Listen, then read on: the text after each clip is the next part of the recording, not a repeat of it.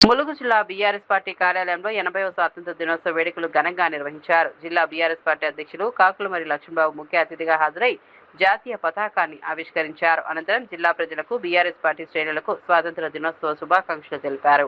ఈ సందర్భంగా లక్ష్మణబాబు మాట్లాడుతూ ఎందరో మహానీయుల అపార త్యాగాలు, సుదీర్ఘ పోరాటాల ఫలితంగానే దేశానికి స్వాతంత్రం లభించిందని చెప్పారు. దేశ స్వాతంత్రం కోసం ప్రాణాలను సైతం త్యాగం చేసిన అమరవీరుల సేవలను ప్రతి ఒక్కరూ స్మరించుకోవాలని అన్నారు. స్వాతంత్ర సమరయోధుల ఆశయాలకు స్ఫూర్తిగా తీసుకుని ములుగు జిల్లాతో పాటు తెలంగాణ అభివృద్ధికి ప్రతి ఒక్కరూ తమ వంతు బాధ్యతగా కృషి చేయాలని చెప్పారు. మనందరం ఏ విధంగానైతే స్వాతంత్రం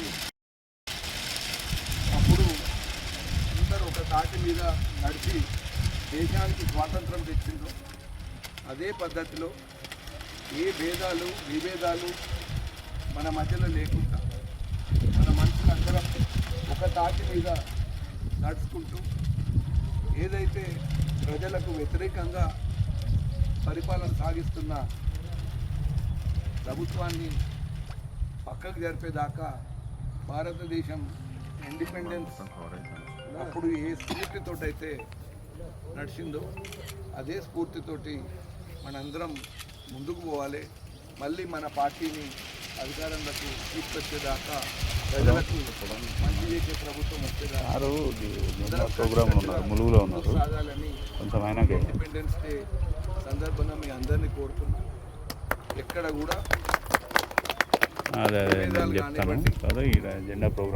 ఒపీనియన్స్ డిఫర్ కావచ్చు.